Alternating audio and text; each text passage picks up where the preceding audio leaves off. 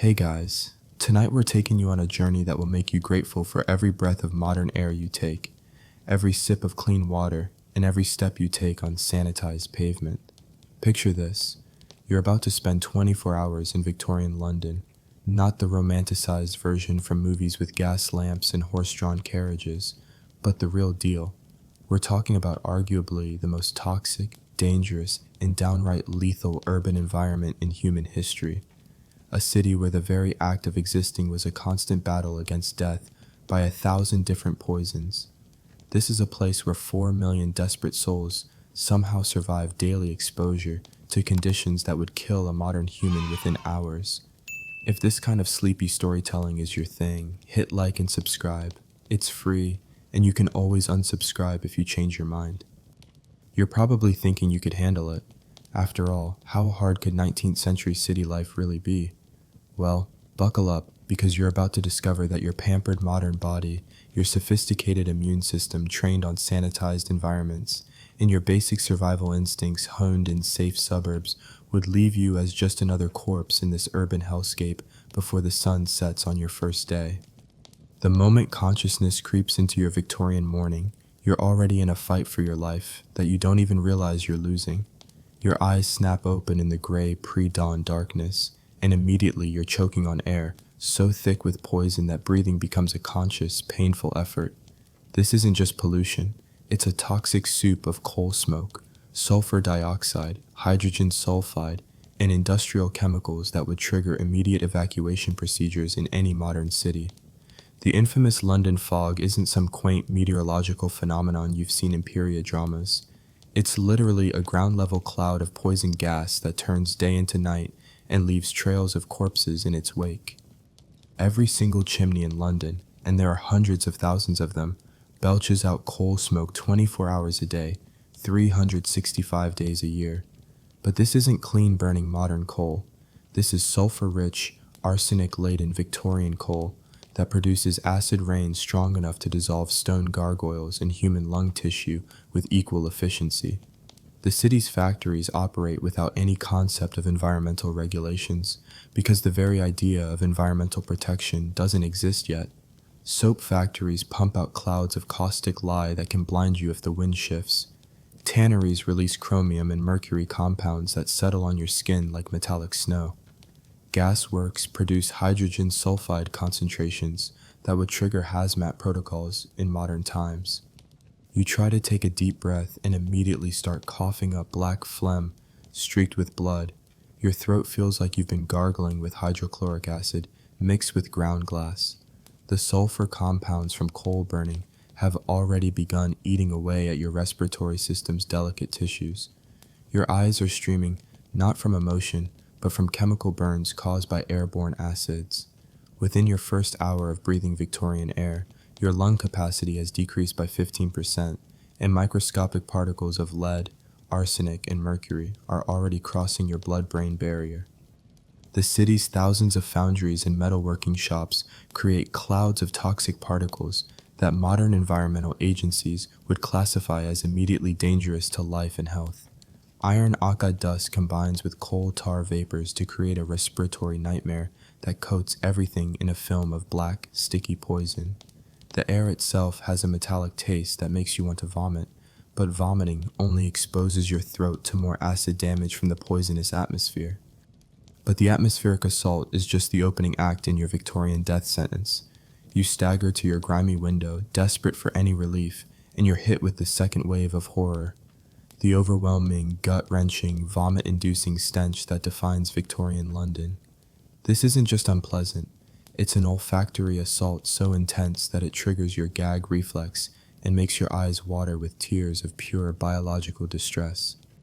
The Thames isn't a river, it's an open sewer carrying the liquid waste of 4 million people, along with industrial runoff, rotting animal carcasses, and every conceivable form of organic decay, flowing in a brown, foaming torrent directly past your door. But here's where Victorian sanitation becomes truly medieval. There is no modern sewage system. Every drop of human excrement, every bucket of urine, every rotting piece of garbage gets dumped directly into the streets, into open ditches, or into the nearest waterway without any treatment whatsoever. Raw sewage flows in open channels called night soil ditches that run parallel to the sidewalks where people walk daily. These aren't hidden underground. They're right there at street level, carrying human waste, dead animals, and industrial slop in a constant brown river of disease and death. The smell alone is enough to trigger violent nausea in anyone with modern sensibilities, but Victorians have learned to breathe through their mouths and ignore the retching reflex that their noses trigger constantly. Dead horses litter the streets like abandoned cars, except these abandoned cars are rotting flesh that attracts swarms of disease-carrying flies and rats. London's horses drop dead constantly from overwork, malnutrition, and disease, and their massive carcasses rot in the streets for days or weeks before anyone bothers to drag them to rendering plants. The city goes through thousands of horses annually, and their decomposing bodies create pockets of concentrated death stench that can knock you unconscious if you get too close. The slaughterhouses dump everything, blood, entrails, heads, hooves, skin, fat, directly into the Thames or into street gutters. Butchers throw rotting meat scraps out their back doors, creating festering piles of maggot-infested protein that rats and wild dogs fight over while spreading disease to anyone nearby. Fish markets discard thousands of pounds of rotting seafood daily, adding notes of decomposing marine life to the already overwhelming symphony of urban decay. Your Victorian neighbors collect drinking water from the same Thames that serves as the city's toilet, not understanding that cholera and typhoid spread through contaminated water.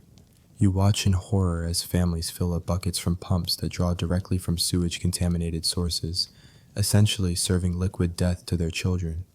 The connection between human waste and disease transmission won't be understood for decades, so people continue drinking their own diluted excrement while wondering why plague sweeps through the city annually. The waste disposal system operates on Stone Age principles with industrial age volume.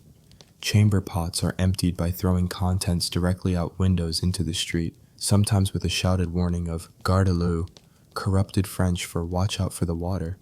Except it's not water. It's human excrement mixed with urine, menstrual blood, vomit, and whatever else needs disposing of. These cascades of liquid waste splash onto sidewalks where people walk, creating a constantly renewed coating of human biological waste on every surface. Your modern immune system, trained in sanitized environments with antibiotics and vaccines, begins shutting down within your first 2 hours of Victorian exposure. The toxic air has triggered an asthma attack that would require immediate hospitalization in modern times, but Victorian medicine considers respiratory distress normal city living. Your stomach is in constant revolt from the overwhelming stench, your throat is raw from acid exposure, and your skin is already developing rashes from airborne chemical irritants. The psychological impact hits as hard as the physical assault. You realize that this isn't a temporary emergency. This is how 4 million people live every single day of their lives. Children are born into this toxic wasteland and somehow survive to adulthood, their bodies adapted to conditions that are literally killing you hour by hour. Victorian Londoners have developed immune systems forged in biological warfare conditions, respiratory systems that can process poison gas as normal air, and psychological defenses that can ignore constant sensory assault. You're beginning to understand that survival in Victorian London isn't about being tough, resourceful, or clever. It's about having a body and immune system specifically adapted to an environment that represents the absolute worst combination of pre-modern sanitation and industrial-scale pollution. Your clean, modern physiology is a liability in this toxic wasteland, making you as vulnerable as a deep-sea fish brought to the surface. As you prepare to venture into the streets, steeling yourself against the overwhelming urge to flee back to your own century, you realize the morning's atmospheric and sanitary horrors were just your gentle introduction to Victorian urban survival. The real dangers are waiting outside your door, where London's streets present a gauntlet of physical hazards, criminal violence, and social warfare that will make your toxic awakening look like a peaceful meditation retreat. You steel yourself for what lies beyond your door, but nothing could prepare you for the immediate assault that Victorian London's streets unleash on your unprepared modern sensibilities. The moment you step outside, you're not just entering a different neighborhood. You're crossing into a combat zone where every footstep could be your last, where the very ground beneath your feet is engineered to kill you, and where the organized chaos of urban life operates by rules that would make a medieval battlefield seem orderly and safe. The cobblestones beneath your feet aren't quaint historical charm. They're death traps specifically designed to break ankles, shatter bones, and send you tumbling face first into sewage-filled gutters. These aren't the smooth, even cobblestones you've seen in tourist areas. These are jagged, uneven chunks of stone laid by the lowest bidder with no concern for human safety. The spaces between stones create perfect ankle-twisting chasms filled with horse manure, human waste, rotting garbage, and pools of stagnant water that breed disease-carrying mosquitoes and flies. Every step requires constant vigilance because the street surface changes without warning. Smooth cobblestones suddenly give way to broken brick, which transitions into patches of bare earth turned into treacherous mud by constant moisture from sewage overflow and industrial runoff. Missing stones create hidden potholes deep enough to snap your leg, while loose stones shift under your weight like landmines waiting to send you sprawling into the toxic soup that passes for street-level drainage. The gutters running alongside these streets aren't for rainwater. They're open sewers carrying a constant flow of liquid human waste, dead animals, industrial chemicals, and rotting organic matter. One misstep sends you tumbling into this river of disease, guaranteeing infection from dozens of deadly pathogens that your modern immune system has never encountered. The gutters are deep enough to drown in if you're unconscious from the fall, and the toxic soup flowing through them can blind you, poison you, or infect open wounds with gangrene, causing bacteria. But the treacherous footing pales in comparison to the four-legged death machines that dominate Victorian streets. Horses aren't majestic creatures in this environment. They're 1,000-pound battering rams driven by desperate, often drunk coachmen who view pedestrians as obstacles to be avoided only if convenient. These aren't well-trained riding horses. These are overworked, underfed, disease-ridden beasts on the edge of collapse, making them unpredictable and dangerous beyond modern comprehension. A single horse-drawn cart weighs several tons when loaded, and the drivers have neither brakes nor any effective way to stop quickly. When a horse bolts, which happens constantly due to loud noises, sudden movements, or simply because the animal is in pain from malnutrition and overwork, you have seconds to dive out of the way or become street pizza. The iron-shod hooves of a panicked horse can crush your skull like an eggshell, while the heavy wooden wheels of carts and carriages can sever limbs or crush your ribcage with casual efficiency. Horse traffic operates without any traffic laws, signals, or right-of-way rules. Drivers navigate by shouting, whip-cracking, and pure aggression, creating a constant cacophony of cursing, neighing, and wooden wheels grinding against stone. The streets are filled with everything from massive brewery wagons pulled by teams of draft horses to rickety one-horse carts loaded with industrial materials that shift and fall without warning. You're dodging not just the vehicles, but also the cargo that constantly spills onto the streets, barrels of chemicals, bundles of sharp metal, sacks of coal that explode into choking dust clouds when they hit the cobblestones. The horses themselves are walking biological weapons. They're riddled with diseases that can jump to humans, glanders, anthrax, tetanus, and dozens of parasitic infections that Victorian medicine can't identify, much less treat. Their constant defecation covers the streets in a thick layer of manure that serves as a breeding ground for disease-carrying flies and creates a slippery surface that makes walking even more treacherous. When horses die, which they do daily from overwork and neglect, their massive corpses become immediate public health hazards that rot in place for days.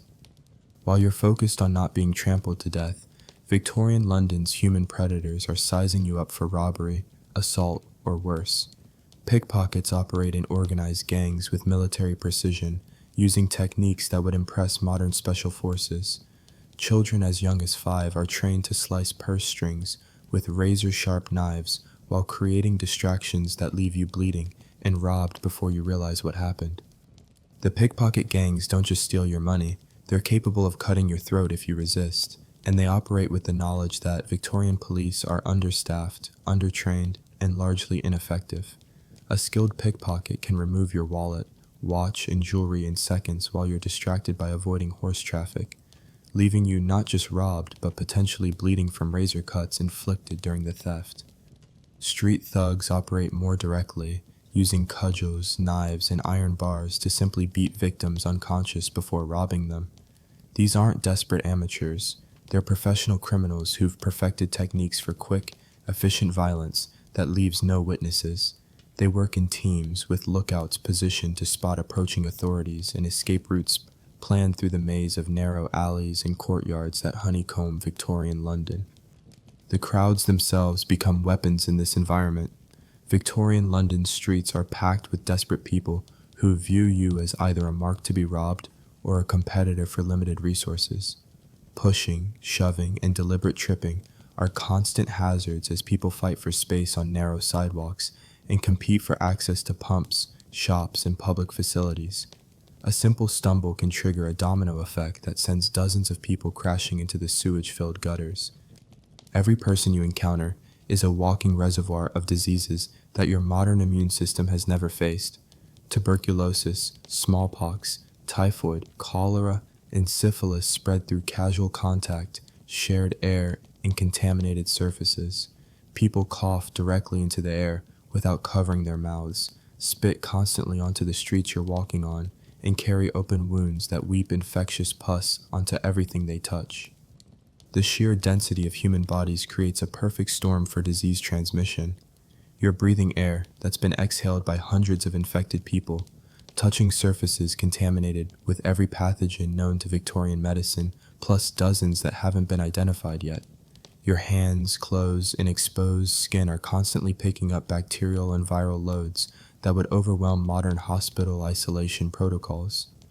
Children suffering from obvious diseases, running sores, persistent coughs, visible malnutrition, play in the streets alongside healthy adults, spreading infection through the simple act of existing in the same space. Families with smallpox, cholera, or tuberculosis patients continue their daily routines because they have no choice, turning every social interaction into a potential death sentence for anyone with a modern immune system. The psychological pressure of constant vigilance begins wearing you down within your first hour on Victorian streets. Your modern brain isn't equipped to process the constant threat assessment required to survive this environment. Every step requires evaluating cobblestone stability, horse proximity, human threats, disease exposure risks, and escape routes simultaneously, creating a mental load that exhausts your cognitive resources rapidly.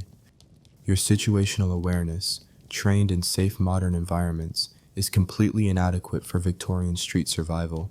You're trying to process threats at a speed and complexity that evolution hasn't prepared you for, while operating with sensory systems overwhelmed by toxic air, overwhelming stenches, and constant noise that makes concentration nearly impossible.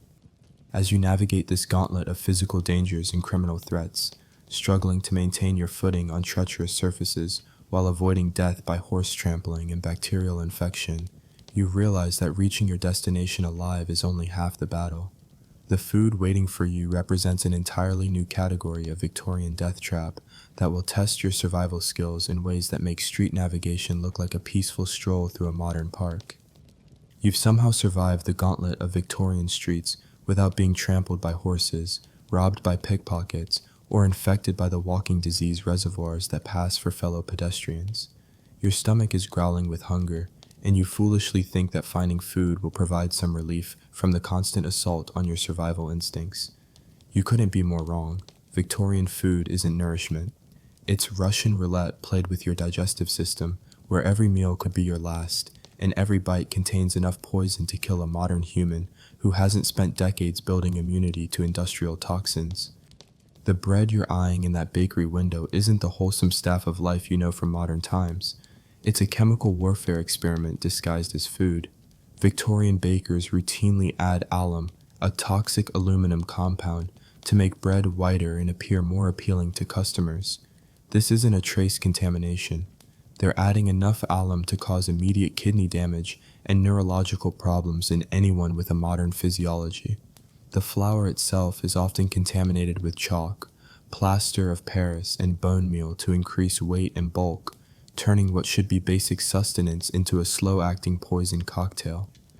But the toxic additives are just the beginning of your bread-based death sentence. The wheat used in Victorian flour is stored in conditions that would horrify modern food safety inspectors. Grain sits in damp warehouses for months, developing toxic molds that produce mycotoxins capable of causing liver failure and cancer.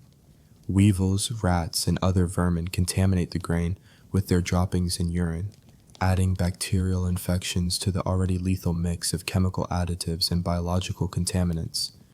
The yeast used for bread making isn't the clean, controlled cultures you know from modern baking. It's wild yeast contaminated with dangerous bacteria and molds that can cause severe gastrointestinal distress or systemic infections. Bakers work in filthy conditions, handling dough with unwashed hands after using primitive toilets, ensuring that every loaf carries a full spectrum of intestinal parasites and bacterial infections. Your morning tea represents an entirely different category of Victorian poison. The tea leaves themselves are often contaminated with lead-based dyes used to make them appear more vibrant and appealing. Unscrupulous dealers mix real tea with dried leaves from toxic plants, sawdust, and even poisonous chemicals to increase their profit margins. You're not just drinking tea, you're consuming a botanical lottery that could include anything from harmless filler to deadly nightshade. The sugar you're adding to your tea has been processed using bone char made from animal bones, but that's the least of your problems. Victorian sugar is routinely contaminated with lead compounds used in the refining process, creating a sweet poison that accumulates in your nervous system with every cup. The white appearance that makes sugar appealing is often achieved by adding toxic bleaching agents that cause immediate stomach damage and long-term organ failure. Milk in Victorian London is essentially liquid disease served in convenient bottles. Dairy cows are kept in filthy urban conditions, fed on distillery waste that makes them sick and produces milk with dangerous bacterial loads. The cows themselves are riddled with tuberculosis, brucellosis, and other diseases that transfer directly to humans through milk consumption.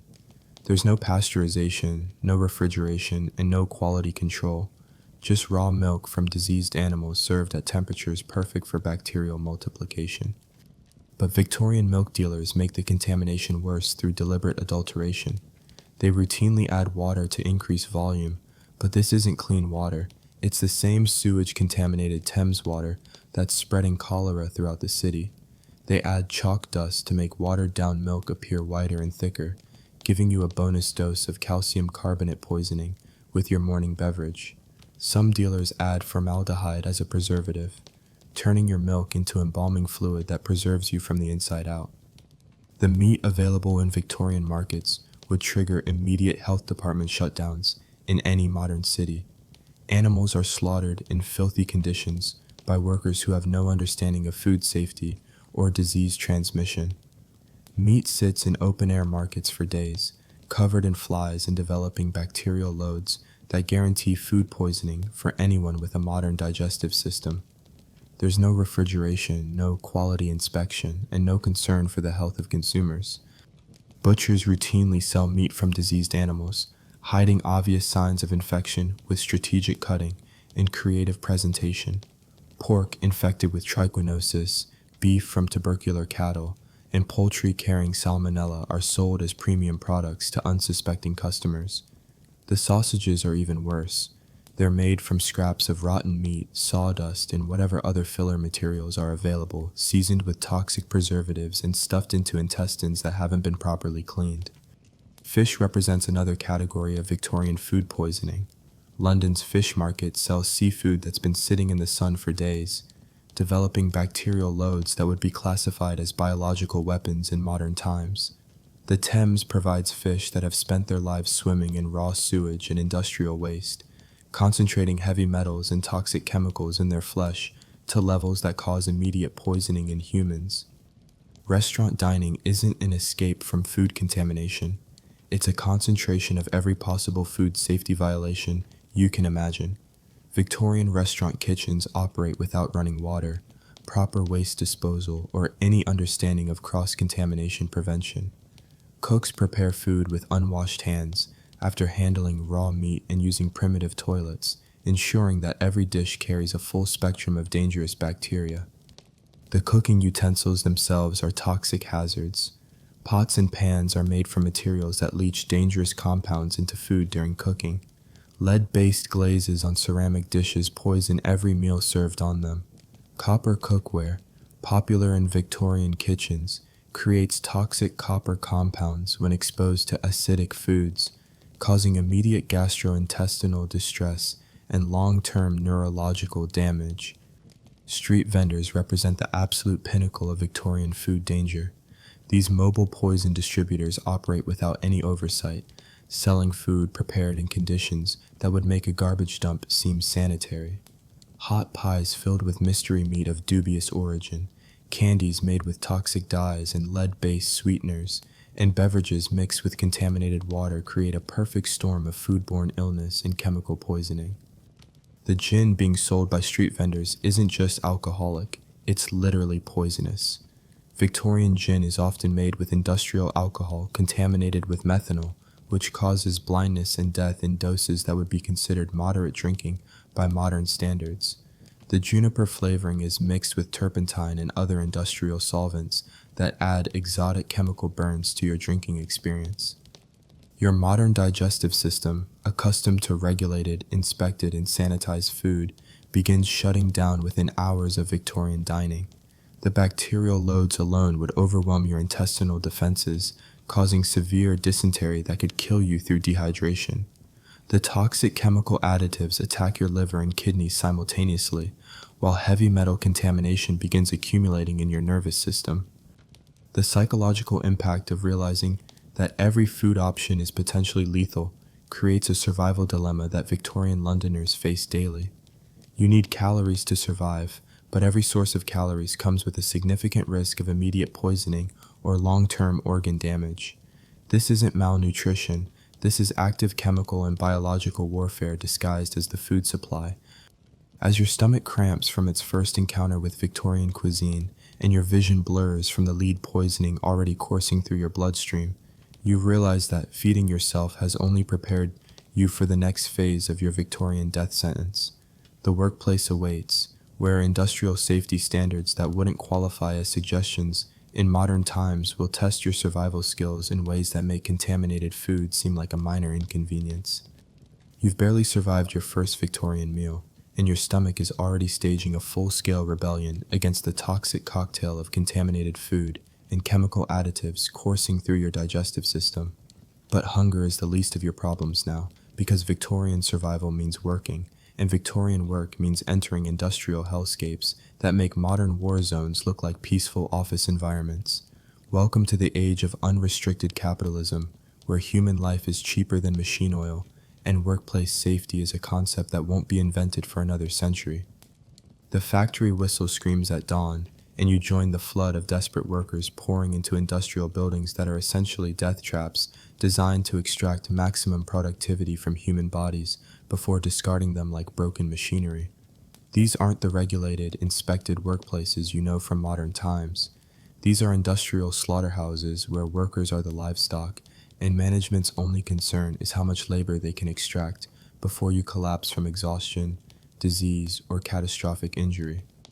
The textile mills represent the absolute pinnacle of Victorian workplace horror. The moment you step inside, you're breathing air so thick with cotton fibers that it's like trying to breathe through a pillow soaked in industrial chemicals. Cotton dust fills your lungs with every breath, causing immediate respiratory distress and guaranteeing that you'll develop brown lung disease within months of employment. The fiber particles aren't just choking you. They're coated with toxic dyes and chemical treatments that turn your respiratory system into a chemical processing plant. The machinery in these mills operates without any safety guards, emergency stops, or protection for workers. Massive spinning wheels, sharp metal gears, and powerful belt drives create an environment where a moment's inattention means losing fingers, hands, or entire limbs to machines that keep running, even as they're grinding up human flesh. The noise level is so intense that permanent hearing damage occurs within weeks, while the constant vibration from unbalanced machinery causes neurological problems that Victorian medicine can't identify or treat. Children as young as 6 work alongside you in these industrial death traps, their small size making them perfect for crawling under dangerous machinery to oil gears and clear blockages while the equipment is still running. You watch in horror as these child workers lose fingers to spinning wheels, suffer chemical burns from toxic dyes, and develop respiratory diseases that will kill them before they reach adulthood. Their presence isn't an unfortunate necessity, it's a deliberate business decision based on the fact that children's wages are lower and their deaths generate less public outcry. The chemical industries represent an entirely different category of workplace lethality. Soap factories expose workers to caustic lye concentrations that can dissolve human flesh on contact while providing no protective equipment or safety training. Workers routinely suffer chemical burns that eat through skin, muscle, and bone, creating wounds that never heal properly and often become infected with gangrene. The lye fumes cause permanent respiratory damage and blindness, turning soap manufacturing into a form of slow-motion chemical warfare against the workforce. Match factories use white phosphorus, a chemical so toxic that workers develop phossy jaw, a condition where the phosphorus literally dissolves their jawbones from the inside out. The symptoms start with toothaches and swollen gums, then progress to glowing green pus, facial deformity, and eventual death from systemic phosphorus poisoning. Factory owners know about this condition, but continue using white phosphorus because it's cheaper than safer alternatives, treating worker disfigurement and death as acceptable business expenses. Paint and dye factories expose workers to lead, mercury, arsenic, and chromium compounds without any protective equipment or ventilation systems. Workers absorb these heavy metals through their skin and respiratory systems, developing neurological problems, kidney failure, and systemic organ damage that Victorian medicine interprets as normal workplace wear and tear. The colorful dyes that make Victorian fashion possible are literally killing the people who produce them, one toxic exposure at a time. The steel and iron industries operate blast furnaces and foundries that reach temperatures hot enough to melt human flesh instantly, while providing no safety protocols for workers operating near these infernos. Molten metal splashes cause burns that sear through clothing and skin, creating wounds that become infected in the filthy factory environment. The intense heat causes dehydration and heat stroke that kills workers regularly, while coal smoke and metallic fumes create respiratory conditions that guarantee early death for anyone employed in metal production. Mine workers face even worse conditions underground, where cave-ins, gas explosions, and flooding kill hundreds of workers annually. The mines operate without safety inspections, proper ventilation, or emergency equipment, treating worker deaths as inevitable costs of coal production. Miners develop black lung disease from constant coal dust inhalation, while methane gas accumulations create explosive conditions that can incinerate entire work crews without warning. The working day stretches from dawn to dusk, typically 14 to 16 hours of continuous labor, with minimal breaks for food or rest. Workers who show signs of fatigue, injury, or illness are immediately replaced by the endless supply of desperate people willing to risk death for survival wages. There's no sick leave, no workers' compensation, and no job security beyond your ability to physically perform dangerous labor while slowly dying from industrial exposure. Factory supervisors use physical violence to maintain productivity, wielding clubs and whips to force exhausted workers to maintain dangerous production quotas. Children who fall asleep at their machines are beaten awake and forced to continue working despite injuries or illness. Workers who suffer accidents that slow down production are blamed for their own injuries and often fired while still bleeding from industrial mishaps. The pay for this lethal employment barely covers basic survival needs, forcing workers to choose between adequate food, decent shelter, and medical care. Most workers are trapped in cycles of industrial poisoning and malnutrition that guarantee early death, while their wages keep them too poor to escape the conditions that are killing them. You're not just working in these factories, you're paying for the privilege of being slowly murdered by industrial capitalism. Your modern body, accustomed to regulated workplaces with safety equipment and environmental controls, begins breaking down within hours of Victorian industrial employment.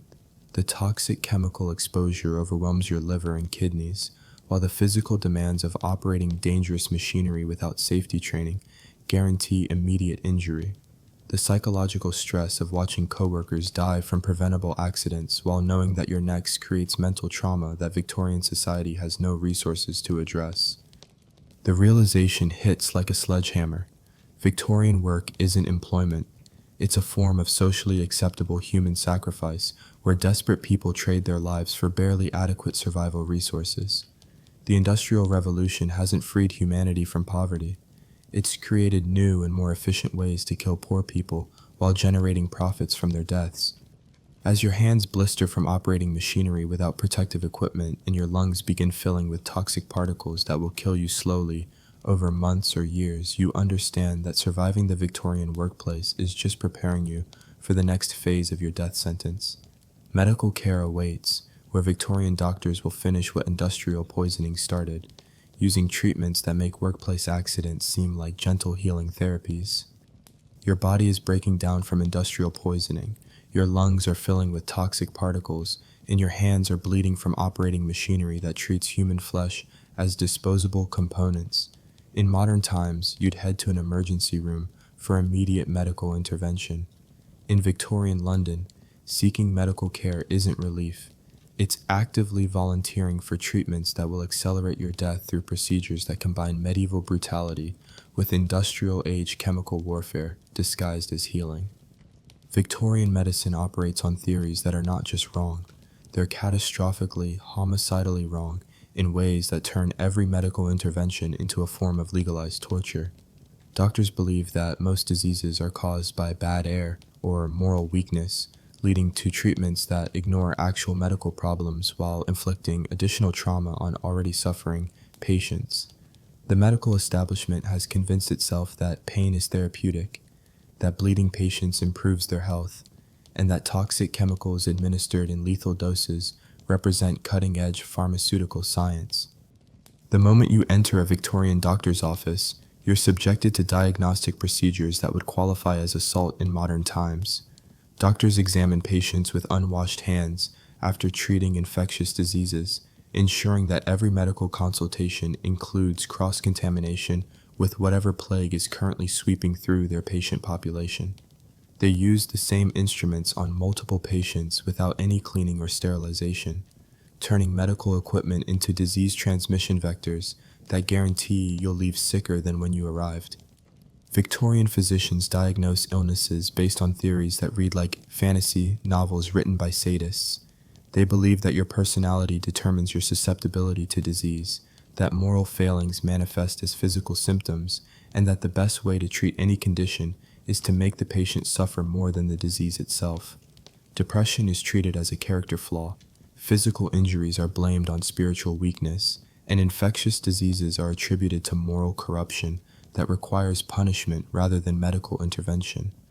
The medications prescribed by Victorian doctors aren't healing agents. They're poison cocktails that would be classified as chemical weapons by modern standards. Mercury is the universal treatment for everything from syphilis to headaches, administered in doses high enough to cause immediate neurological damage and long-term brain destruction. Patients develop mercury poisoning symptoms, tremors, personality changes, kidney failure, that doctors interpret as signs that the treatment is working and should be increased. Laudanum, a mixture of opium and alcohol, is prescribed for every condition from toothaches to tuberculosis, creating instant addiction in patients who survive the initial dosing. Victorian doctors prescribe laudanum in quantities that would kill modern patients, while remaining completely unaware that they're creating drug addicts rather than curing diseases. The opium component causes respiratory depression and cardiac problems, while the alcohol content adds liver damage to the already lethal pharmaceutical cocktail. Cocaine is sold as a miracle cure for everything from depression to digestive problems, administered in pure form that causes immediate cardiac arrest in patients with any underlying health conditions. Victorian physicians believe cocaine is completely safe and non-addictive, prescribing it for children's teething pain and women's menstrual discomfort. The stimulant effects mask underlying medical problems while causing heart damage that kills patients slowly over months of continued use. Arsenic-based medications are prescribed for skin conditions, digestive problems, and general malaise, delivering cumulative doses of this heavy metal poison that cause systematic organ failure disguised as gradual health improvement. Doctors interpret the initial energy boost from arsenic stimulation as evidence of successful treatment, while remaining oblivious to the long-term poisoning that's destroying patients' nervous systems and internal organs. Surgery in Victorian times isn't medical intervention. It's butchery performed without anesthesia, antiseptics, or any understanding of infection control. Surgeons operate with unwashed hands using instruments that haven't been cleaned since their last patient, guaranteeing that every surgical procedure includes massive bacterial contamination that causes gangrene and sepsis. The mortality rate for even minor surgeries approaches 50%, not from surgical complications, but from infections introduced during the procedures themselves. Amputations are performed while patients are conscious and screaming, with assistants holding them down while surgeons saw through bone and muscle without any pain relief stronger than alcohol or opium that often causes additional medical emergencies. The surgical instruments are crude metal tools that tear tissue rather than cutting cleanly, creating wounds that heal poorly and become infected immediately. Post-surgical care consists of wrapping wounds in dirty bandages and hoping the patient dies quickly enough to avoid prolonged suffering. Childbirth represents the absolute pinnacle of Victorian medical incompetence. Doctors deliver babies with unwashed hands after performing autopsies on diseased corpses, introducing deadly infections directly into women's reproductive systems. Puerperal fever kills new mothers at rates that approach epidemic levels. But Victorian physicians refuse to acknowledge the connection between their own contaminated hands and maternal deaths. They blame women's deaths on moral weakness rather than medical malpractice. Mental health treatment in Victorian London operates as legalized torture designed to punish people for having psychological problems. Patients with depression, anxiety, or any form of mental distress are confined in asylums where treatment consists of ice baths, starvation, physical restraints, and beatings administered by staff who view mental illness as evidence of moral corruption requiring punishment. The infamous Bethlehem Royal Hospital, Bedlam, represents Victorian mental health care at its most brutal. Patients are chained to walls, subjected to experimental treatments that include spinning chairs designed to cause disorientation and vomiting, and displayed to paying visitors as entertainment. The medical theory behind these treatments assumes that mental illness can be cured by inflicting additional trauma on already damaged minds. Mechanical restraints used in Victorian asylums are designed to cause pain and humiliation rather than therapeutic benefit. Straitjackets are deliberately made too tight, causing circulation problems and muscle damage. Restraint chairs include spikes and pressure points that inflict constant pain while preventing any movement or comfort. Patients are force-fed through tubes that cause throat damage and aspiration pneumonia.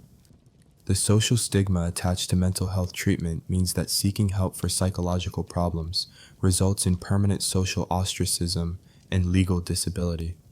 Families routinely commit relatives to asylums for minor behavioral issues, knowing that the treatment will either cure them through trauma or kill them through abuse, both outcomes being considered acceptable by Victorian social standards. Your modern understanding of medicine makes every Victorian medical intervention feel like deliberate assault designed to kill you, while extracting maximum suffering from the dying process. The treatments prescribed for your industrial poisoning symptoms include mercury doses that will cause brain damage, bloodletting that will worsen your anemia, and opium that will create addiction while masking the underlying problems killing you. The psychological trauma of watching Victorian medical care in action, seeing patients tortured in the name of healing, children given lethal doses of toxic medications, and surgical procedures performed without any concern for patient survival, creates a form of medical PTSD that Victorian society has no framework for understanding or treating. As the mercury prescribed for your workplace injuries begins causing neurological symptoms, and the laudanum creates withdrawal symptoms worse than your original pain, you realize that Victorian medicine isn't failed science, it's systematic human experimentation disguised as healthcare. The next phase of your Victorian survival will test whether you can navigate the rigid social hierarchy that determines who lives, who dies, and who gets tortured too. You've survived Victorian medical care, though the mercury coursing through your bloodstream is slowly destroying your nervous system and the laudanum has created an addiction that makes withdrawal feel like dying from the inside out. But your medical trauma is nothing compared to the social minefield you're about to enter, where one wrong gesture, inappropriate word, or a simple misunderstanding of Victorian class warfare can trigger violent consequences that make industrial accidents look like gentle mishaps. Welcome to a society where your social position determines whether you live or die, and where stepping outside rigid class boundaries isn't just embarrassing, it's literally life-threatening. Victorian society operates on a caste system so rigid and unforgiving that it makes medieval feudalism look flexible and progressive. Every person you encounter exists within a precisely defined social hierarchy that determines their clothing, speech patterns, living conditions, employment options, and even their right to exist in public spaces. This isn't just social snobbery, it's a system of human classification that treats class violations as crimes punishable by violence, imprisonment, or death. Your modern egalitarian mindset is a deadly liability in this environment. The casual way you speak to people regardless of their social position, your assumption that basic human dignity applies to everyone equally, and your complete ignorance of the complex social protocols that govern every interaction mark you as either dangerously insane or deliberately rebellious, both categories that Victorian society handles through systematic violence and social destruction. The clothing you wear broadcasts your social status more clearly than any identification card, and wearing clothes inappropriate to your assigned class position is considered fraud punishable by imprisonment or worse. Working-class people caught wearing middle-class clothing are arrested for theft based on the assumption that they must have stolen garments they couldn't afford to purchase. The fabric, cut, color, and condition of every piece of clothing sends specific social signals that determine how others will treat you, whether merchants will serve you, and whether police will protect or arrest you. But clothing is just the beginning of Victorian social signaling. Your accent, vocabulary, posture, and mannerisms must match your supposed class position perfectly, or you'll be identified as an imposter attempting to deceive your social superiors. Speaking with grammar that's too sophisticated for your apparent class triggers immediate suspicion and potential violence from people who view social climbing as theft of privileges that belong exclusively to their betters. The way you walk, hold your hands, and even move your eyes must conform to precise class-based protocols that you've never learned and can't intuitively understand.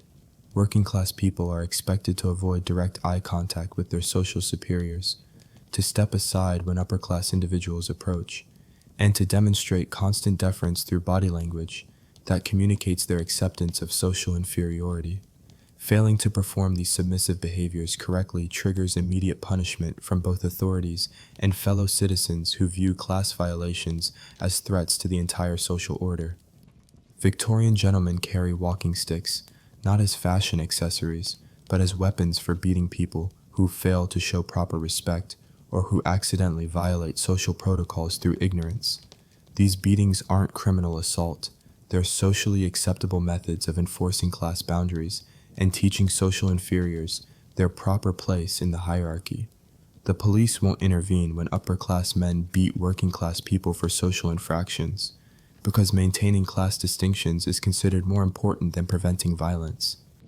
Women face even more severe consequences for class violations, with social transgressions often leading to sexual assault disguised as moral correction. A working-class woman who accidentally enters a middle-class establishment, speaks inappropriately to a social superior, or simply appears in the wrong neighborhood at the wrong time, becomes a target for violence that Victorian society considers justified punishment for social presumption. The legal system operates on explicitly class-based principles that make justice dependent on social position rather than facts or evidence. Working-class testimony is considered inherently unreliable when contradicted by upper-class witnesses, regardless of the actual evidence involved. Crimes committed by upper-class perpetrators against lower-class victims are treated as minor infractions or ignored entirely, while identical actions by working-class people against their social superiors result in imprisonment, transportation, or execution. Public spaces are segregated by invisible but rigidly enforced class boundaries that you can't see but violate at your peril. Certain streets, parks, shops, and establishments are effectively forbidden to people below specific social ranks, not through formal laws but through systematic violence and harassment that makes access impossible. Walking down the wrong street while wearing clothing that doesn't match the neighborhood's class expectations triggers immediate confrontation from residents who view your presence as invasion and theft. The economic system reinforces social boundaries through pricing structures that make cross-class interaction nearly impossible. Middle-class establishments charge prices specifically designed to exclude working-class customers, while working-class businesses are considered beneath the dignity of higher social ranks. This creates parallel social worlds that rarely intersect except through employment relationships that maintain clear power hierarchies. Employment itself operates as a form of class-based slavery, where working-class people are expected to demonstrate constant gratitude for the opportunity to be exploited by their social superiors. Questioning working conditions, demanding fair wages, or showing any sign of social ambition beyond your assigned class position results in immediate dismissal and blacklisting that makes future employment impossible. Domestic servants face particularly brutal enforcement of class boundaries, with employers treating them as property rather than employees. Servants who show any sign of education, ambition, or self-respect are beaten, dismissed, or sexually assaulted as punishment for forgetting their social position. The master-servant relationship operates on principles of absolute dominance that make plantation slavery look humane by comparison. Your modern assumption that hard work and merit can lead to social advancement is not just naive. It's dangerous thinking that Victorian society actively punishes through systematic violence and social destruction. Social mobility is considered theft of privileges that belong to higher classes by right of birth, and people who attempt to improve their social position are treated as criminals attempting to steal identities and resources that don't belong to them.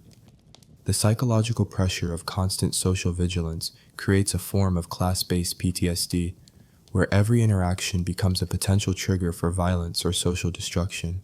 You must constantly monitor your speech, behavior, clothing, and even facial expressions to ensure they communicate appropriate class submission, while remaining alert for signs that you've accidentally violated social protocols that could result in immediate punishment.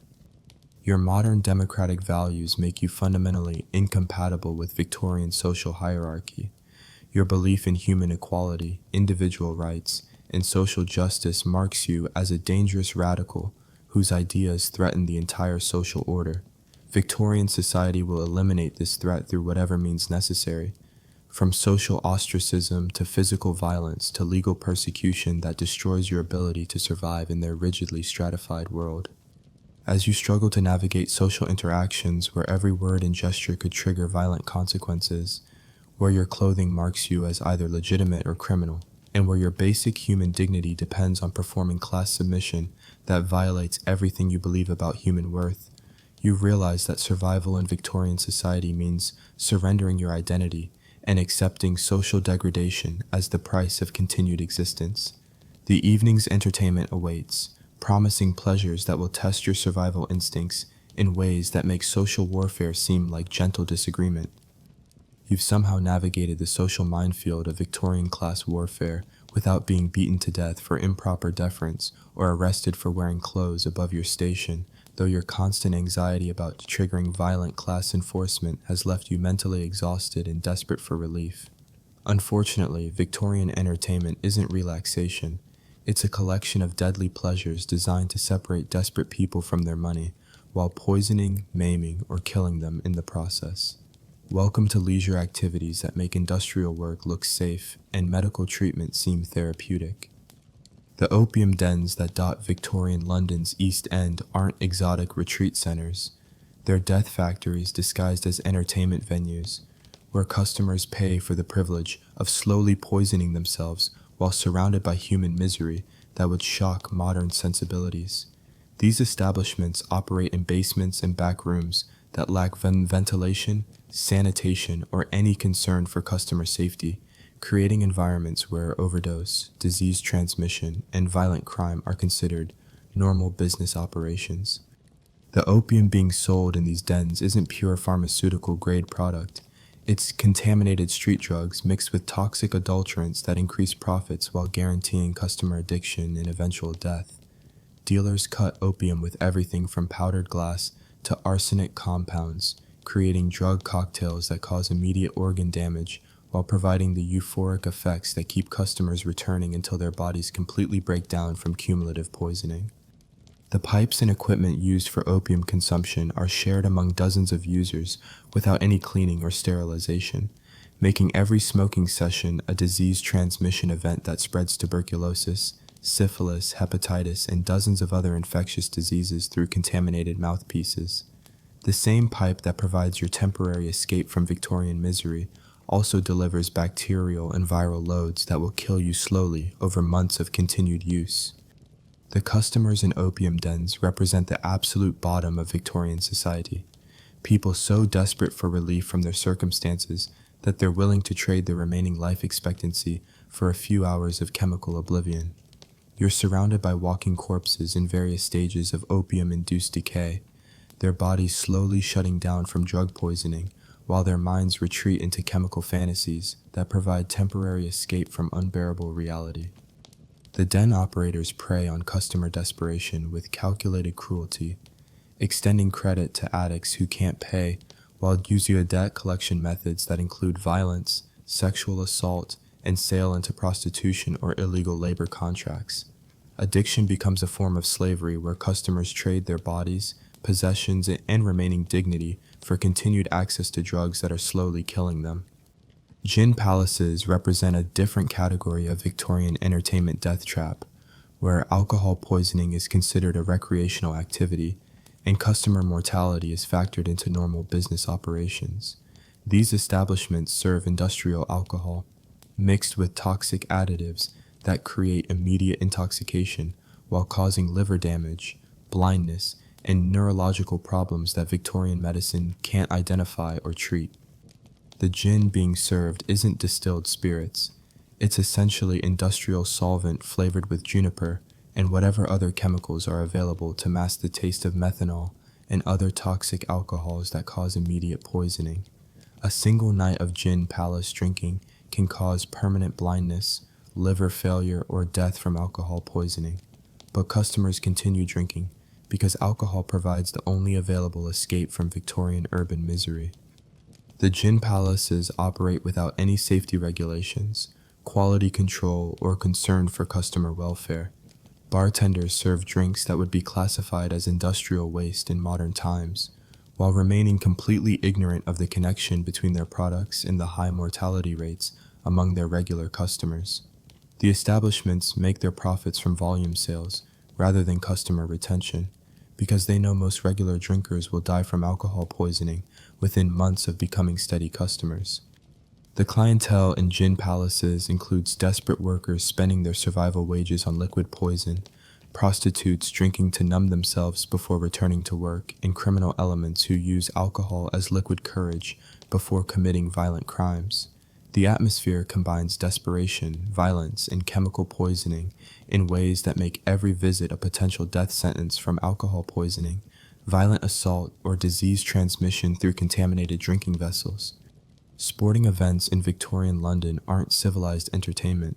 They're gladiatorial combat designed to provide violent spectacle while separating spectators from their money through gambling schemes that guarantee financial ruin for participants.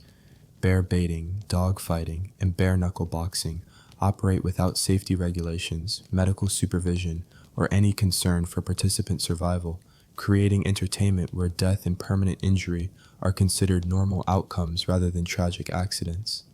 Rat baiting pits pack hundreds of rats into confined spaces with dogs trained to kill as many as possible within specific time limits, creating betting opportunities while exposing spectators to disease-carrying rodents and violent animals driven to extremes of aggression. The rats carry every disease known to Victorian London, plus several that haven't been identified yet, while the dogs often attack spectators when the violence escalates beyond their training parameters. Boxing matches operate under rules that would be considered attempted murder in modern times, with fighters continuing until one participant is unconscious, permanently disabled, or dead. There are no weight classes, no safety equipment, and no medical supervision. Just desperate men beating each other to death while crowds bet on which fighter will survive the encounter. The boxing rings are surrounded by criminal elements who fix matches through poisoning, intimidation, or deliberate injury of fighters who don't cooperate with gambling schemes. The gambling operations surrounding these sporting events are controlled by criminal organizations that use violence to collect debts and eliminate competition. Losing a bet means more than financial loss. It often means physical assault, forced labor, or becoming a target for criminal violence that continues until the debt is satisfied through cash payment or blood payment. Cockfighting venues pack fighting birds with razor-sharp metal spurs into confined spaces while crowds bet on which animal will kill its opponent more efficiently.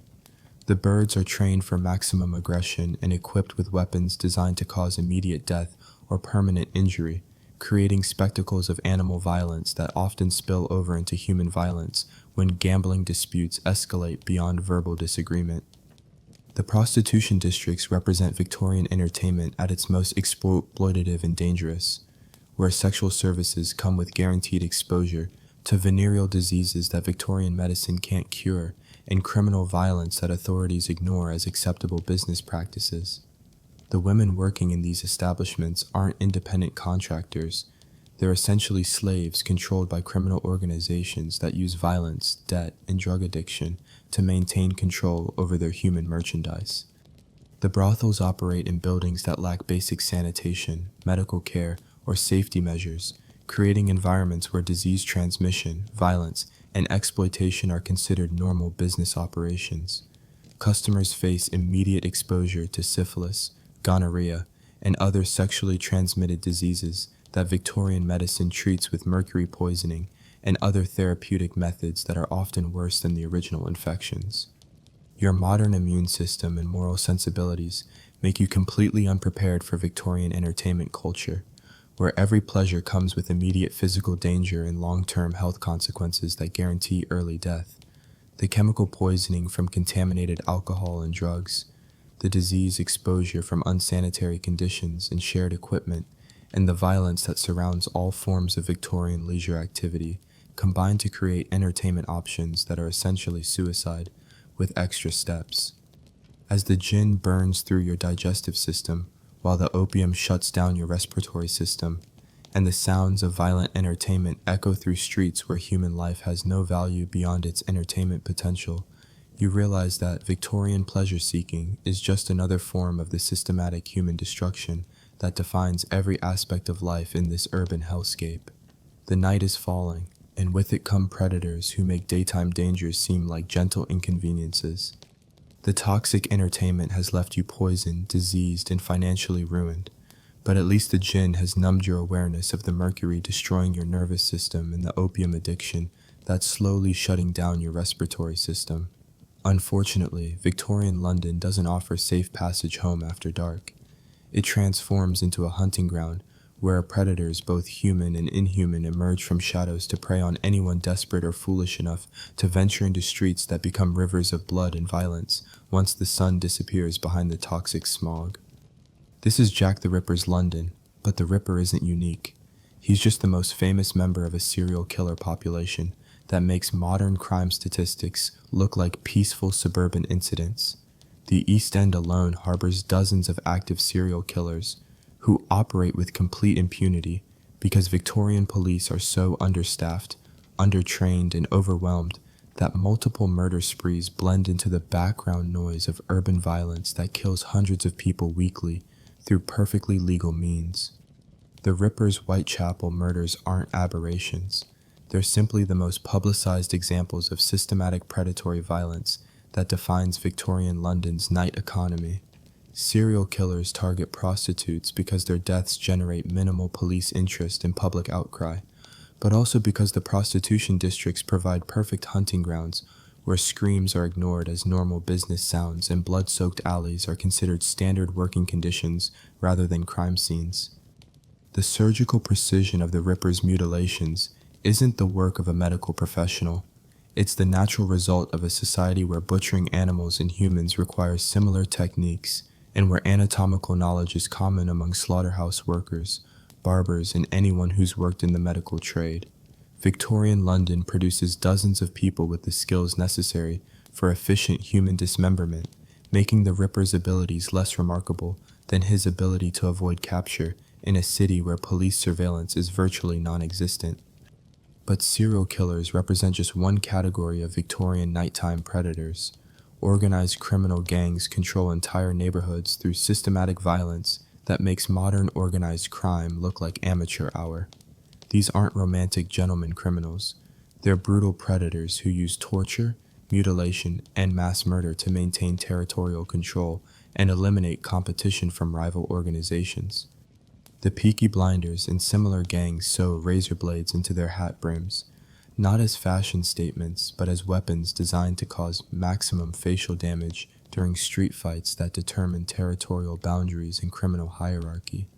Gang warfare operates without any rules of engagement, with members using clubs, knives, firearms, and improvised weapons to settle disputes through violence that often spreads to uninvolved civilians who happen to be in the wrong place during territorial conflicts.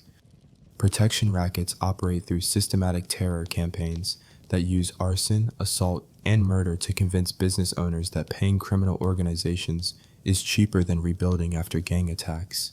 The protection being sold isn't security from outside threats, it's temporary immunity from violence by the same criminals who are selling the protection, creating extortion schemes that trap business owners in cycles of payment that eventually bankrupt them while funding continued criminal expansion.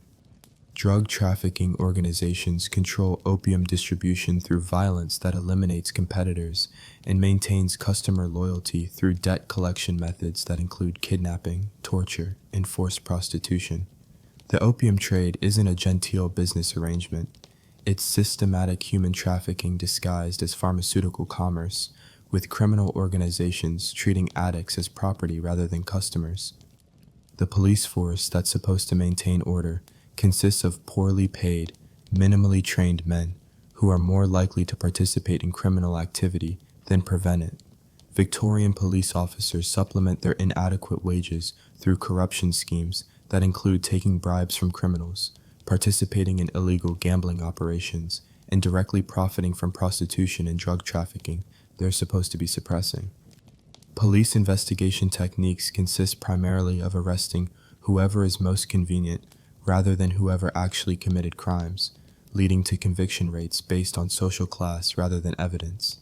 Working-class suspects are assumed guilty until proven innocent, while upper-class criminals are assumed innocent regardless of evidence, creating a justice system that protects criminal organizations with sufficient financial resources while persecuting innocent people who lack social connections.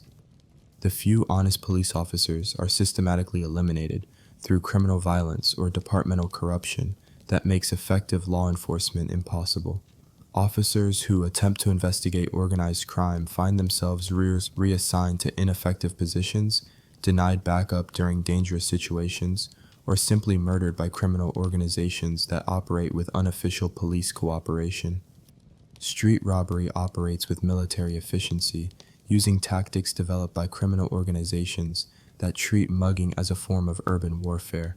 Robbers work in coordinated teams that use surveillance, distraction, and overwhelming force to separate victims from their possessions, while inflicting maximum psychological and physical trauma to discourage resistance and reporting. The weapons used in street crimes aren't sporting equipment.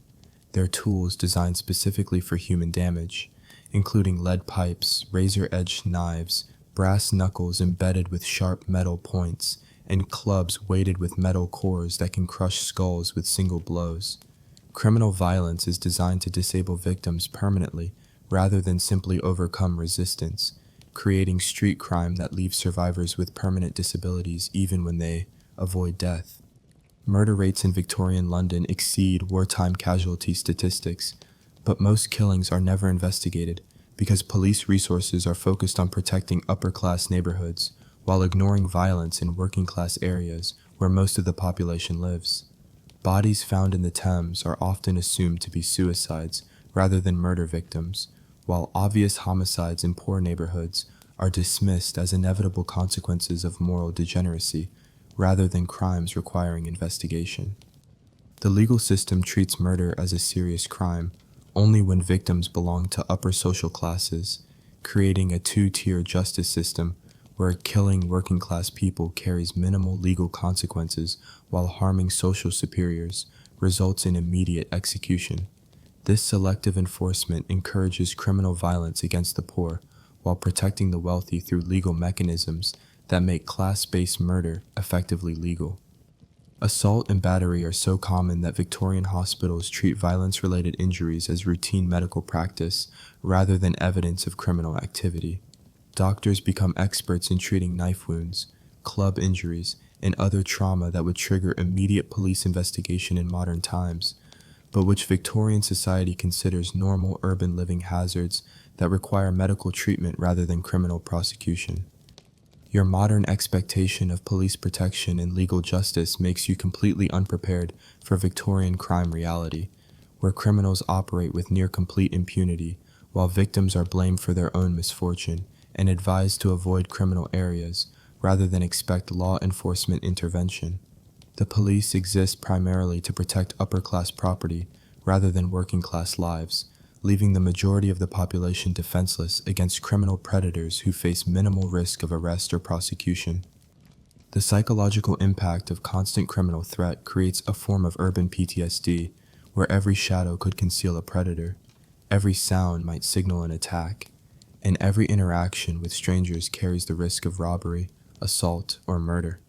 Victorian Londoners develop hypervigilance and paranoid behavior patterns that would be diagnosed as severe anxiety disorders in modern times, but which represent normal survival adaptations to an environment where violent crime is the primary cause of death for healthy adults.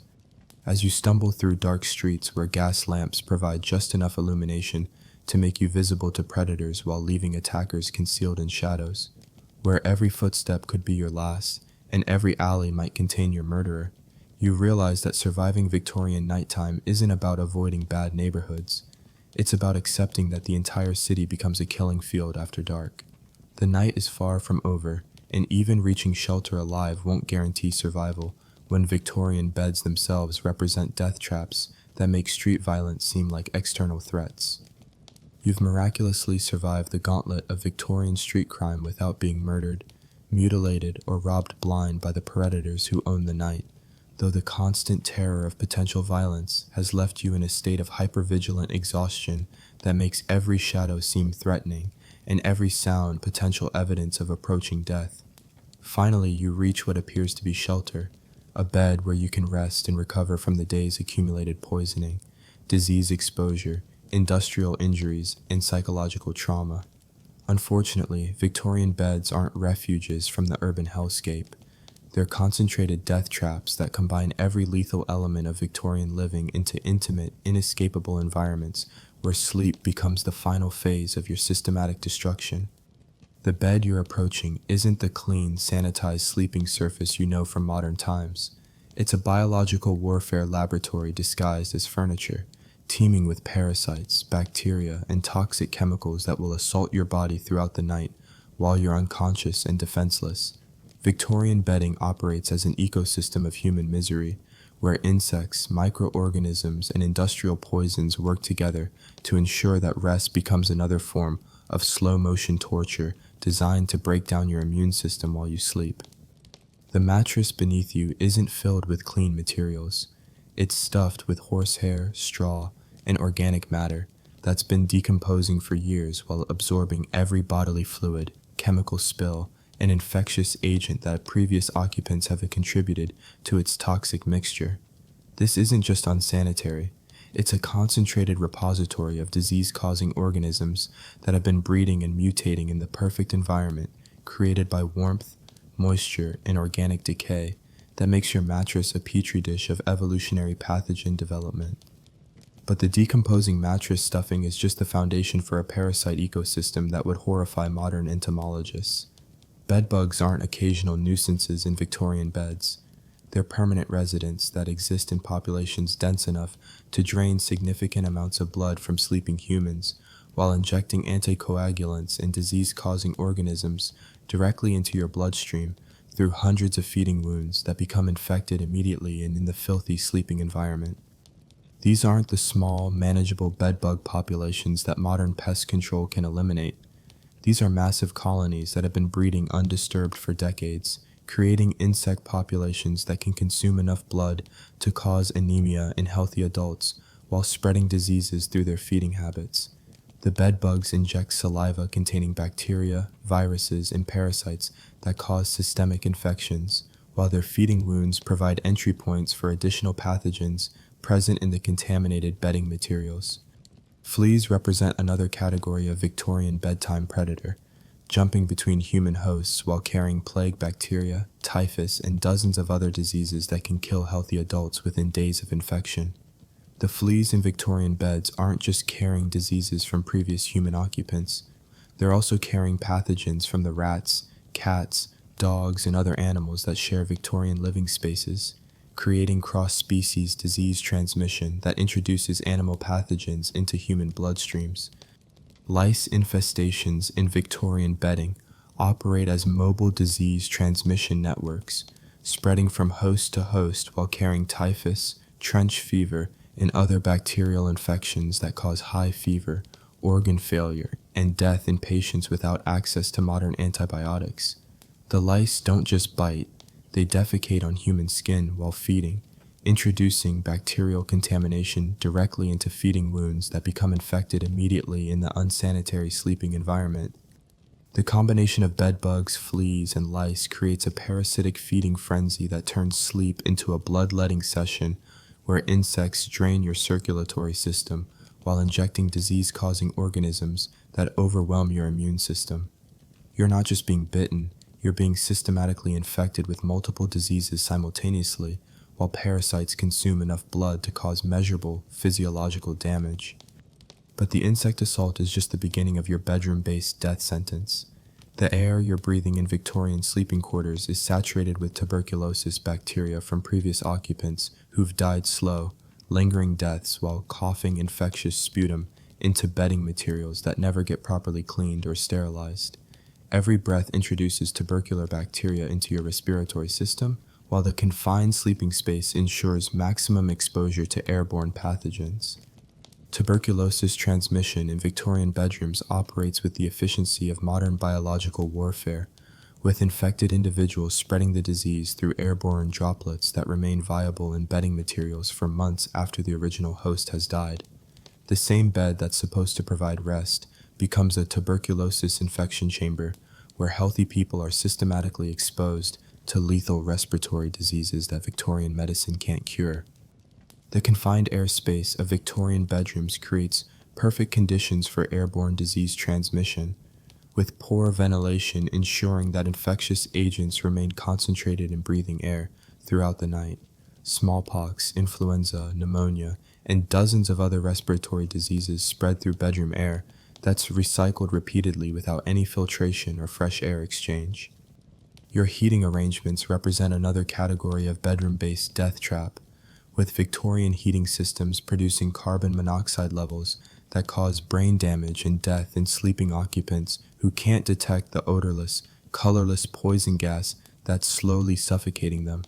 Coal-burning braziers, poorly ventilated fireplaces, and primitive heating systems create toxic gas concentrations that kill people quietly while they sleep, making carbon monoxide poisoning a leading cause of death in Victorian bedrooms.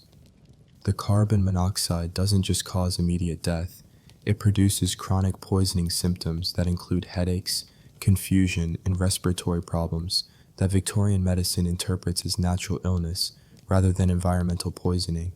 Long-term exposure causes permanent brain damage, heart problems, and nervous system destruction that kills people slowly over months of continued exposure to toxic heating systems.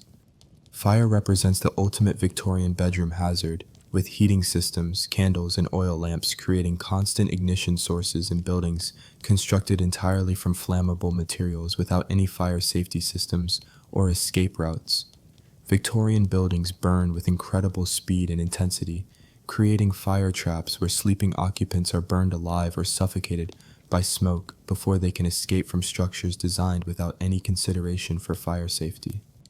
The building construction itself creates fire hazards that guarantee death once flames start spreading. Wooden structures, thatch roofing, and narrow stairways create conditions where fires spread faster than people can escape, while the lack of fire departments or emergency services means that buildings burn completely before any help arrives. Fire isn't just a risk, it's an inevitable disaster that kills entire families while they sleep. Building collapse represents another bedroom-based death trap, with Victorian construction standards so poor that structures regularly collapse without warning, crushing sleeping occupants under tons of brick, timber, and debris. The buildings aren't just poorly constructed, they're actively deteriorating from industrial pollution, moisture damage, and structural overloading that makes collapse a constant possibility rather than an unlikely accident. Your modern sleep requirements make you completely vulnerable to Victorian bedroom dangers because your body expects 8 hours of unconscious vulnerability in a safe environment. Victorian sleeping conditions don't allow for real rest. They create a state of constant semi-consciousness where your immune system battles parasites and pathogens, while your respiratory system processes toxic gases and your nervous system remains alert for threats that could kill you while you're defenseless.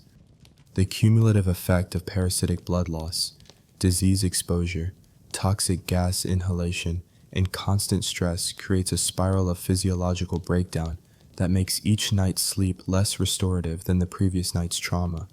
You're not recovering from the day's damage.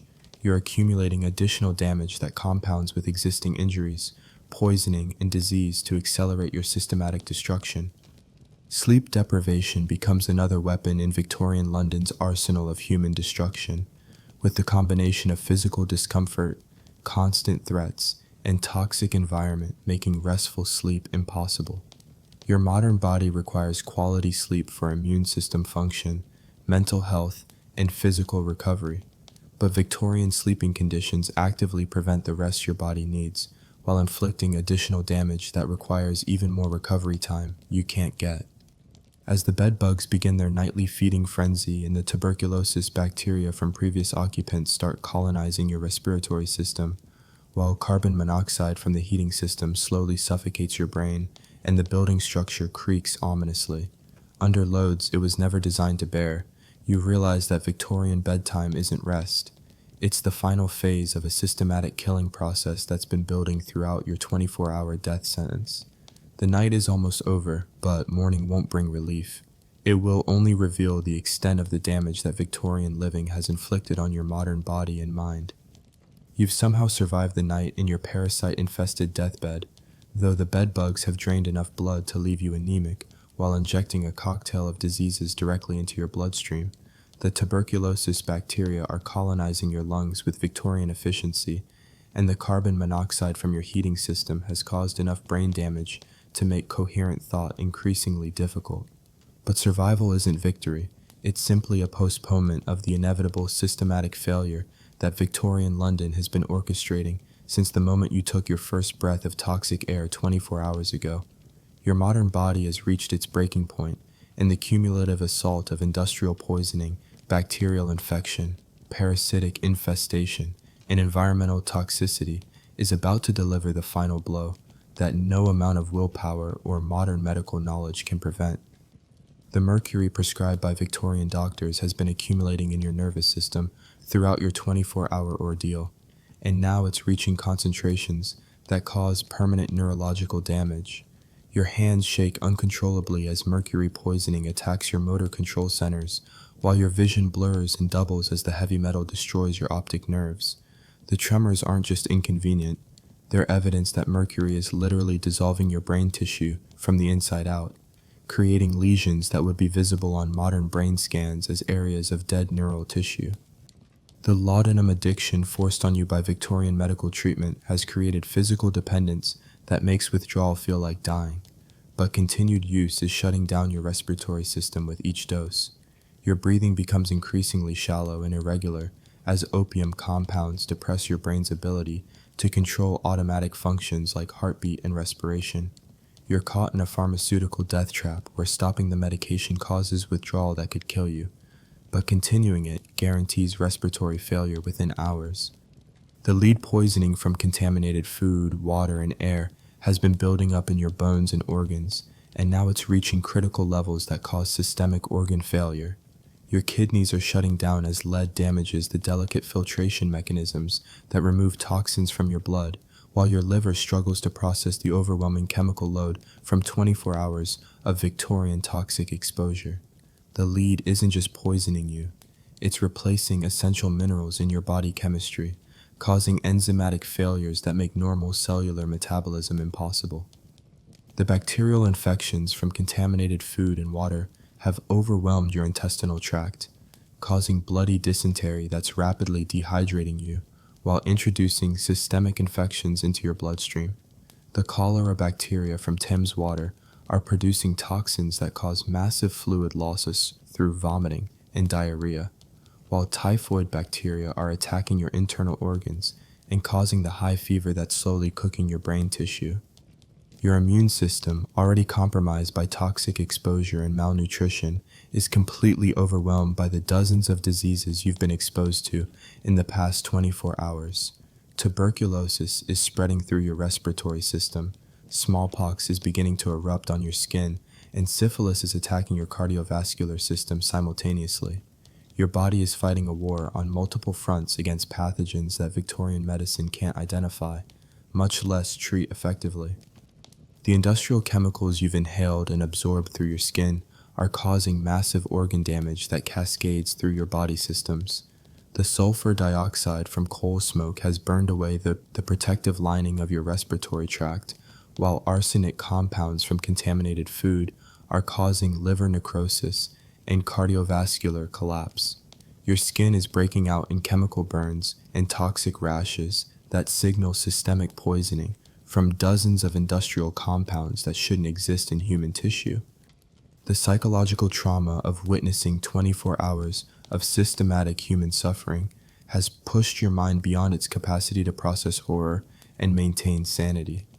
You've watched children die from preventable diseases, witnessed casual violence that treats human life as worthless entertainment, and experienced social systems designed to crush human dignity through systematic cruelty.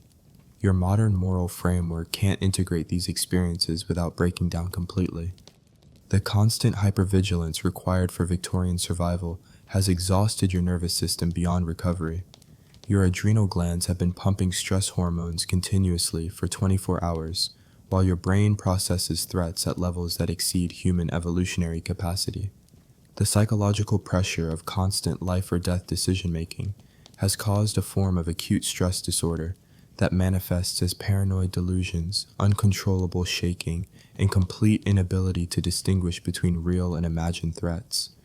Your modern mind, trained to expect justice, safety, and human dignity, can't accept the reality of Victorian social systems that treat human suffering as entertainment and human death as acceptable business expense.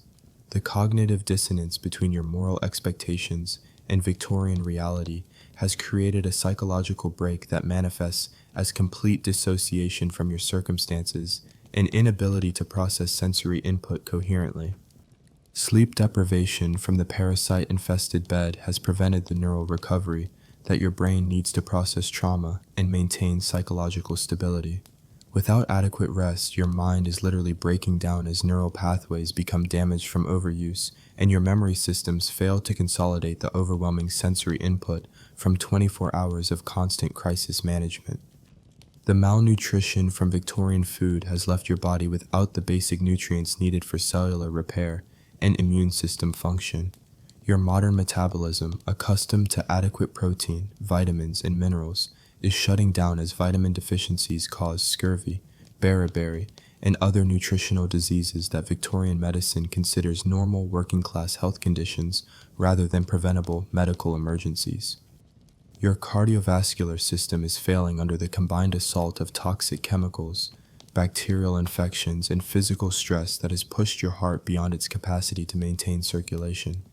The industrial poisons are causing irregular heartbeat and cardiac muscle damage, while the constant stress has elevated your blood pressure to levels that cause stroke and heart attack in healthy adults.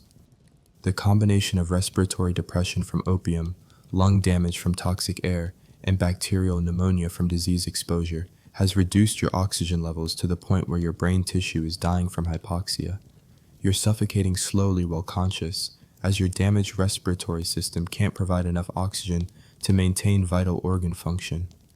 Your skin, the largest organ in your body, has become a toxic waste dump where industrial chemicals, bacterial infections, and parasitic infestations combine to create a barrier failure that allows pathogens and poisons direct access to your bloodstream.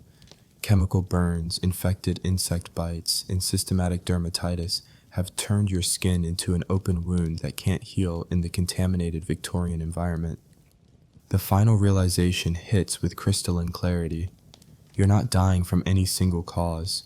You're dying from Victorian London itself, from an urban environment so systematically hostile to human life that survival beyond 24 hours requires adaptations that take generations to develop. Your modern body, optimized for clean environments and regulated safety standards, is fundamentally incompatible with conditions that Victorian Londoners somehow endured daily through inherited immunities and physiological adaptations that your genetics don't possess. As your vision darkens from oxygen deprivation and your consciousness fragments from neurological damage, as your heart struggles to pump blood poisoned with industrial chemicals and bacterial toxins, you understand that Victorian London isn't just historically significant, it's proof that human beings can survive in conditions that should logically be impossible to endure.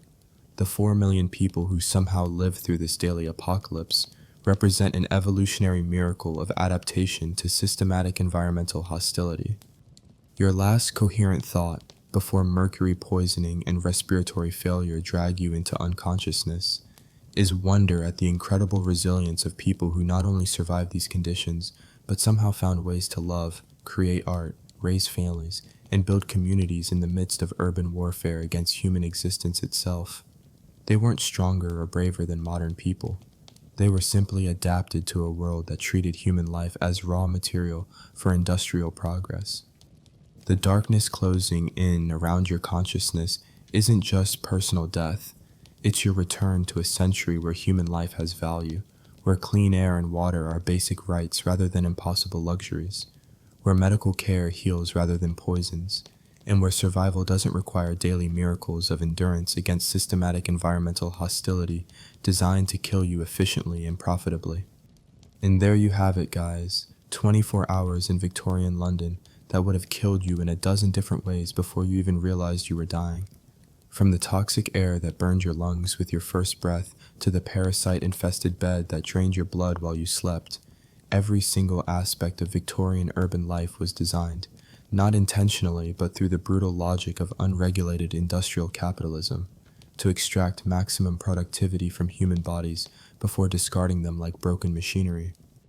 The truly mind-blowing part isn't that Victorian London was deadly, it's that 4 million people somehow lived there daily, developing the biological and psychological adaptations necessary to survive conditions that would kill modern humans within hours. They weren't superhuman. They were just adapted to a world where breathing was poisonous, eating was gambling with death, working was industrial warfare, and sleeping was biological warfare disguised as rest. Your 24-hour death sentence in Victorian London reveals something profound about human resilience and adaptation. The people who built the modern world, who created the literature, art, science, and social movements that shaped our civilization, did so while living in conditions that make post-apocalyptic fiction seem optimistic. They survived daily exposure to toxins that would shut down modern cities, diseases that would trigger international health emergencies, and social violence that would justify military intervention. So the next time you take a breath of clean air, drink water without worrying about cholera, or go to sleep without checking for bedbugs carrying plague bacteria, remember that you're living in luxury that would seem like impossible fantasy to the people who somehow survived Victorian London's systematic attempt to kill them efficiently and profitably. Sweet dreams, and be grateful you're sleeping in the 21st century.